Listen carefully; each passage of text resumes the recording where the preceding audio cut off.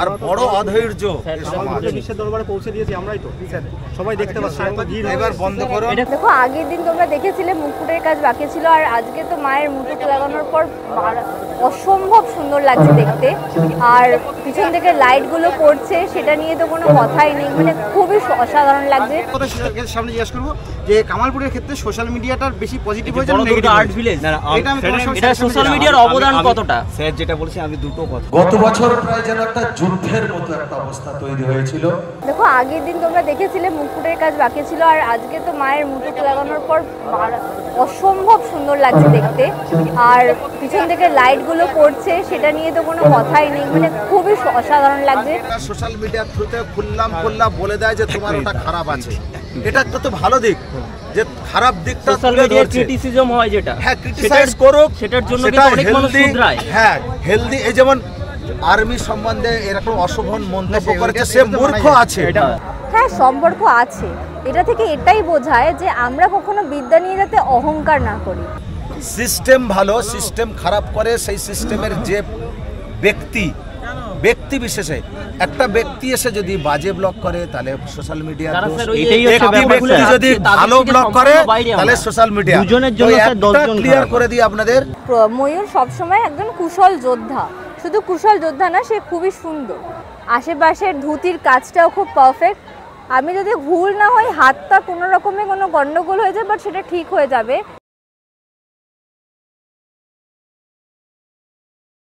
Good evening সবাইকে, সবাই কেমন আছো? শারদীয়ার প্রীতি ও শুভেচ্ছা জানিয়ে আজকে ভিডিওটা শুরু করছি।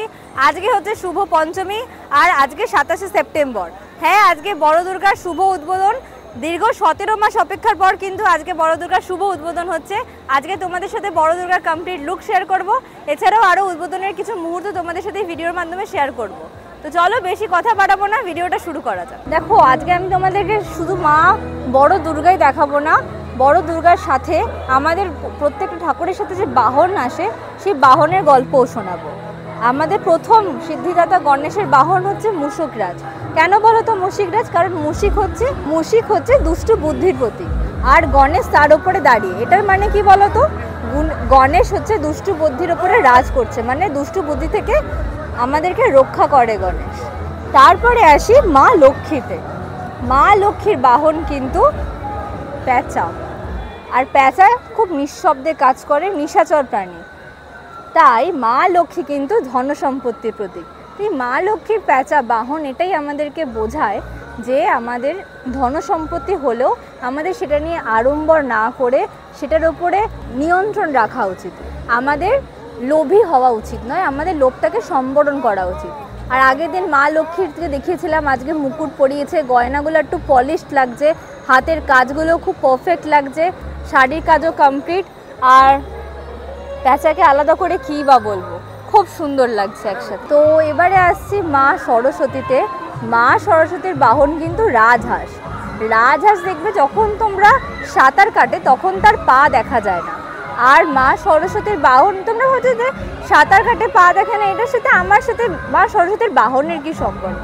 হ্যাঁ সম্পর্ক আছে, এটা থেকে এটাই বোঝায় যে আমরা কখনো বিদ্যা নিয়ে যাতে অহংকার না করি। তাই মা সরস্বতী রাজহাঁসের সাথে থাকে, মা রাজহাঁসকে বাহন হিসাবে গ্রহণ করেছে যাতে সেই অহংকারটাকে আমরা দমন করতে পারি।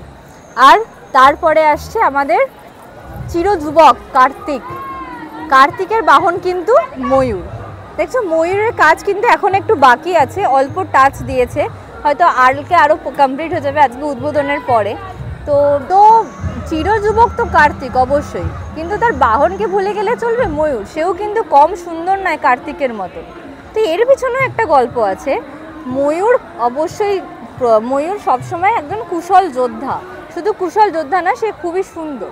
তো ময়ূরের থেকে আমরা এটাই শিক্ষা পাই, সেও কার্তিকের মতন কুশল যোদ্ধা এবং সেও সুন্দর, কিন্তু সেটা নিয়ে সে কখনো গর্ববোধ করে না। সে পরিবেশকে সবসময়, ময়ূর যেমন পরিবেশকে অনেক হিংস্র প্রাণীর থেকে বাঁচায়, সেই রকমভাবে কার্তিকও কিন্তু অনেক কিছু নিয়ে আমাদেরকে রক্ষা করে।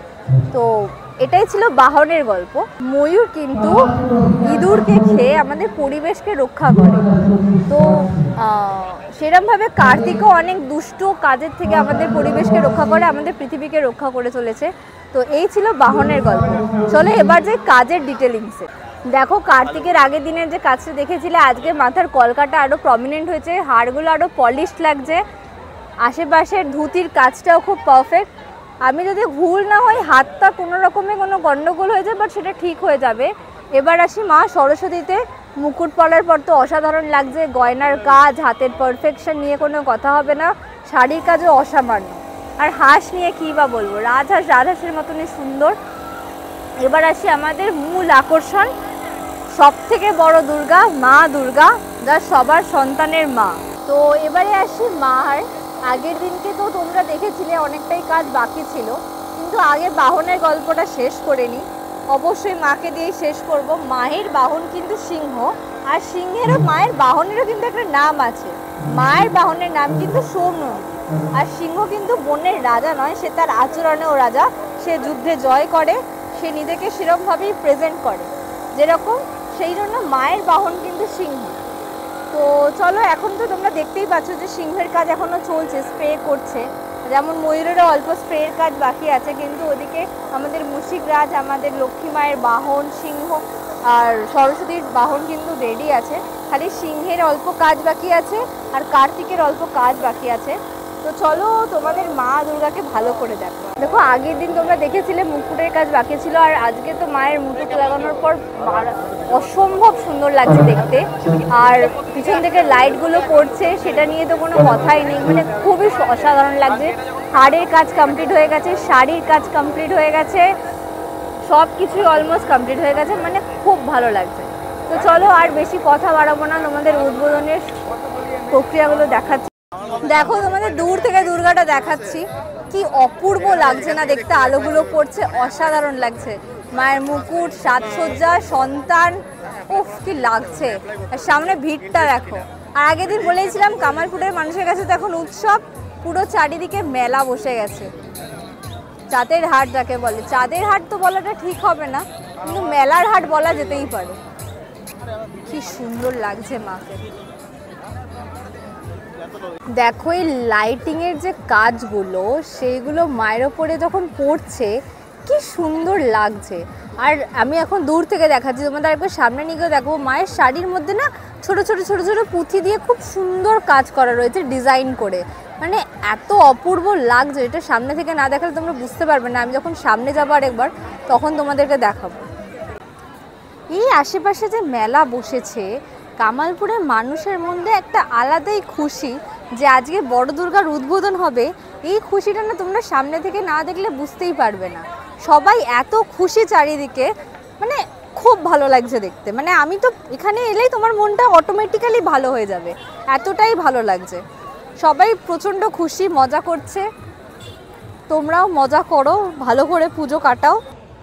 তো কামালপুর অ্যাকচুয়ালি মানে গত বছর থেকে যে উদ্যোগ নিয়েছিলেন সুজয় এবং তার এই কামালপুর যে গ্রামের বিশিষ্ট যারা ব্যক্তিবর্গ, তো এর একটা তো ইতিহাস আছে, সমস্ত কামালপুরবাসী জানেন, বোঝেন। তো গত বছর প্রায় যেন একটা যুদ্ধের মতো একটা অবস্থা তৈরি হয়েছিল। পুরো বছর পূজার পরে থেকে কামালপুরে হয়তো সেইভাবে কারোর আসতেও হয়নি। তো এবছর যখন আবার পূজার সময় আসলো, যেহেতু আমি গত বছর ছিলাম, প্রথম থেকেই আমি ওসি, ডিএসপি, বর্ডার, সোমনাথ এদেরকে প্রথমেই বলেছি যে কামালপুরের বিষয়টা একটু ওদের সাথে কথা বলো, গুরুত্ব দিয়ে ভাবো। সঙ্গে একই সঙ্গে যারা লোকাল স্থানীয় রাজনৈতিক নেতৃবৃন্দ আছে, যেটা যারা আলাদাভাবে আমি নাম নিচ্ছি না, তবুও যাদের অবদান আছে, আমাদের সমীর পোদ্দার সাহেব, যিশু, আমাদের সজল বাবু, এরা প্রত্যেকেই আন্তরিকভাবে চেষ্টা করেছিলেন। এখনো যার দরুন আমরা সকলের ঐকান্তিক চেষ্টায় আজকের আমরা একটা পূর্ণাঙ্গ একটা অবয়ব দিতে পেরেছি। তো যখন এবছরও যেন কেমন একটা যেন দেখছি ঠিক যেন অশনি সংকেতের মতো, তো ফার্স্ট সুজয় কোথায় গেল? দেখো যতটুকুনি সিংহের অবশিষ্ট কাজ ছিল সেটাও কিন্তু এই মুহূর্তে সম্পন্ন হয়ে গেছে। আর এই দেখো জরির যে ছোট ছোট কাজগুলো বললাম না, মাঝখানে স্টোন লাগানো রয়েছে মা দুর্গার সমগ্র শাড়িতে, তার মধ্যে আলোগুলো পড়ছে বলে এত ঝকমক করছে, কি অসাধারণ দেখতে লাগছে। আর ওইদিকে বলেছিলাম ময়ূরের কাজও একটুখানি বাকি ছিল, দেখো ময়ূরের কাজও কিন্তু শেষ হয়ে গেছে। আর দেখতে তো খুব ভালো লাগছে। প্রস্তুতি পর্বের একদম উদ্বোধনের শেষ প্রস্তুতি পর্বে আমরা চলে এসেছি, সব অলমোস্ট সব রেডি হয়ে গেছে। তো চলো তোমাদেরকে দেখাচ্ছি শেষ অবধি। প্রথম থেকেই কিন্তু সবিতা যেভাবেই হোক আমাদের সাথে যেভাবে লেগে রয়েছে, মানে যেটাই হোক না কেন উনি আমার বিপদে হোক আমলে হোক যখন খুশি দাদাকে ডেকেছি পেয়েছি। আর স্যারের কথা তো অতুলনীয়। লাস্টে মোটামুটি আমাকে মানে কামালপুরের পুজোটার জন্য আমাদের স্যার অ্যাডিশনাল স্যার যেভাবে এসছেন, তো এনাদের কথা সত্যি ভোলার মতো নয়। এছাড়াও আমাদের বর্ডার স্যার আছেন, যেভাবে আমাদের বৈচিত্র্যতাই আমাদের দেশের মহানতা। তো আমি আজকের এটাও আমি খুব, আর কে আছে, কি নাম আপনার? নীতিশ আছে, আরাবুল আছে, আর অপূর্ব, আর কি রিয়াজুল, দেখুন কি নাম আপনার? দীপঙ্কর, ওইদিকে মুখ করে তাকান, আর লাইন দিয়ে সামনে দাঁড়ান, হ্যাঁ জসিম। তো দেখুন, তো এইটাই আমি বলবো, চিরকাল আমাদের দেশ, আমাদের সমাজ, আমরা সবাই মিলেমিশে থাকি। বাইরের কে কি কি আমাদেরকে উত্তপ্ত করলো সেটা না কান দিয়ে আমরা সবাই ভেদাভেদহীন সমাজ গড়ে উঠি, সবাই মিলেমিশে আমরা বাস করি। আমরা মুসলিম তুমি চলে যাও, বাংলাদেশ পাকিস্তান চলে যাও, হিন্দু তুমি এ করবো, আমি আলাদা এ করবো, এই সোশ্যাল মিডিয়ার একটা কি যে যার মতো লড়ালড়ি করছে। কিন্তু বাস্তবের মাটিতে আমরা যারা সত্যি করে আমরা সমাজে কাজ করছি তার প্রকৃষ্ট নিদর্শন আপনারাই দেখুন। বেশি দূরে যেও না, কারেন্ট আছে কিন্তু সাবধান।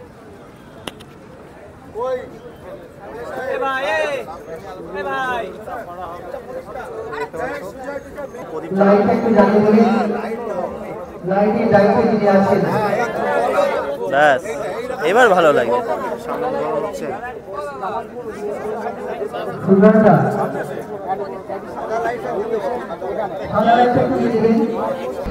এই অনুষ্ঠানে শুভ সূচনা করবেন অ্যাডিশনাল এসপি মাননীয় লাল প্রকাশ মহাশয়, সঙ্গে সহযোগিতা করবেন মাননীয় সমীর কুমার পোদ্দার মহাশয়। যৌথভাবে আজকের অনুষ্ঠানে শুভ সূচনা করছেন মুহূর্ত।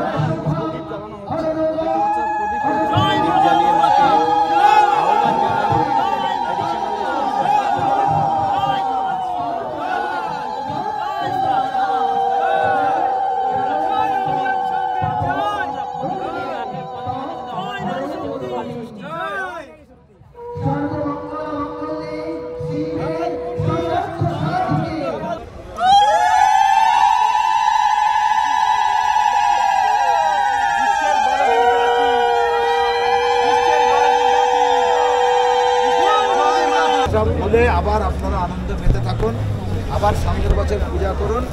প্রশাসন আপনাদের সঙ্গে ছিল এবং থাকবে। প্রথম বছরটা ছিল ভুল বোঝাবুঝি, কোর্ট কাছারির জায়গা না গিয়ে যদি আপনারা প্রথম থেকে এইরকম একটা জায়গা আসা হতো, তাহলে অন্তত আমি থাকলে গত বছরই এটা ভুলে গেছে। কাজ করতে গেলে ধৈর্য রাখতে হবে, তোমার হচ্ছে ব্যতিক্রম, কোনোদিন ব্যতিক্রমী সবগুলো হয়তো ব্যতিক্রম। নেগেটিভ পজিটিভ আছে, পজিটিভ এইটাই বললাম যে আমি যে আমি তোমাদের দোষ দিইনি, দোষ দিচ্ছি সোশ্যাল মিডিয়াতে এসে যে কমেন্ট করছে, শালীনতা হারিয়ে ফেলছে। যে কমেন্ট আমি বলেছি কমেন্ট, আমি আগে মানে ইয়ে করে নিয়েছে, একটা মাধ্যম করে নিয়েছে।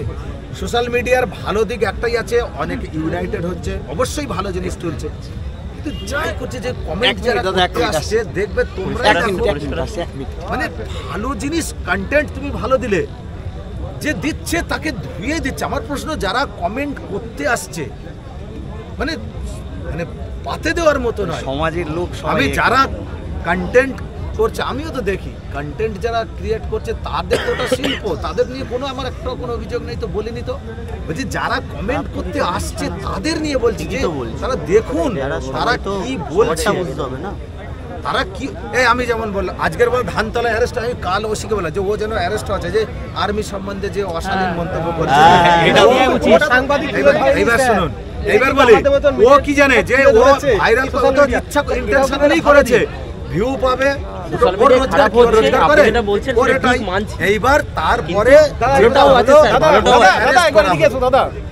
ওকে হচ্ছে বললাম যে তুমি অ্যারেস্ট করো, আগে অ্যারেস্ট হয়ে সামনে জিজ্ঞেস করবো যে কামালপুরের ক্ষেত্রে সোশ্যাল মিডিয়াটার বেশি পজিটিভ হয়েছে নেগেটিভ আর্ট ভিলেজ, এটা সোশ্যাল মিডিয়ার অবদান কতটা? স্যার যেটা বলেছে আমি দুটো কথা বলি তোমাদের। ব্যাপারটা হচ্ছে একটা তোমরা ক্ষুদ্র জায়গায় চিন্তা ভাবনা করো, একটা বৃহত্তর সোশ্যাল মিডিয়াকে চিন্তা ভাবনা করো।